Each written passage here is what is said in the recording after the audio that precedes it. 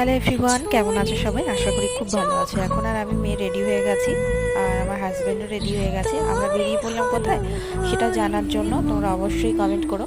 আর বলছি আমরা কোথায় যাচ্ছি। আমরা যাচ্ছি মানে আমার বাবার মিষ্টির দোকান, সেই দোকানেই যাচ্ছি, যেহেতু ভাবছি অনেকদিন দেখা হয়নি। চলো আমি কি বলছি সেটা